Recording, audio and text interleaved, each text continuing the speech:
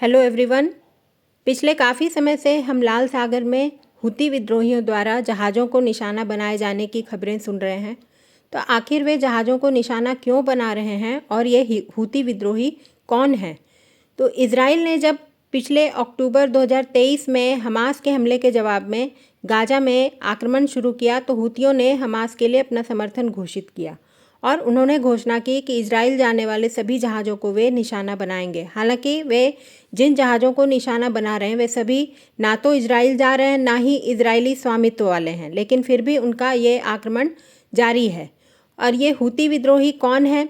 तो Houthi Yemen का एक शिया मिलिशिया ग्रुप है। मिलिशिया ग्रुप ऐसे ग्रुप को कहा जाता है जिनकी ट्रेनिंग बिल्कुल मिलिट्री की तरह होती है और इस विद्रोही समूह का गठन 1990 में हुसैन अल हूती ने किया था। हूती विद्रोहियों को ईरान का समर्थन भी प्राप्त है और हिजबुल्लाह इन्हें ट्रेनिंग भी देता है।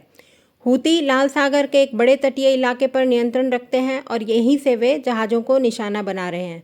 यमन की ज़्यादातर आबादी हूती विद्रोहियों के नियंत्रण में रह रही है। उनका संगठन देश के उत्तरी हिस्से में टैक्स भी वसूलता है और अपनी मुद्रा भी छापता है। एक तरह से कहें तो हूती ही यमन में सरकार चला रहे हैं। अब चूँकि जो ये सी रूट है रेड सी वाला जो स्वेज नहर से होकर गुजरता है, ये उन सभी जहाज़ों के लिए एंट्री पॉइंट है जो इस नहर का स्वेज नहर का इस्तेमाल करते हैं और वैश्विक समुद्री व्यापार का लगभग 15% लाल सागर से ही होकर गुजरता है और यूरोप और एशिया के बीच सबसे छोटा शिपिंग मार्ग है। यहाँ तक कि इस मार्ग से अमेरिका के भी व्यापारिक हित जुड़े हुए हैं। भारत की बात करें तो हमारा 20% से भी अधिक एक्सपोर्ट इस नहर के ज़रिए रेड सी से होकर गुजरता है।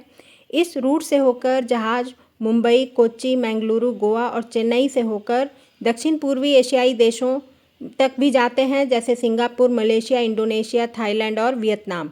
और इससे भी ज़रूरी बात यह है कि इससे देश का सबसे ज़्यादा क्रूड ऑयल आता है।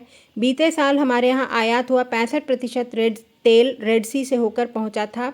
अब अगर जो रूस से जो क्रूड ऑयल आ रहा है वो भी इसी रूट के ज़रिए हम तक पहुंच रहा है।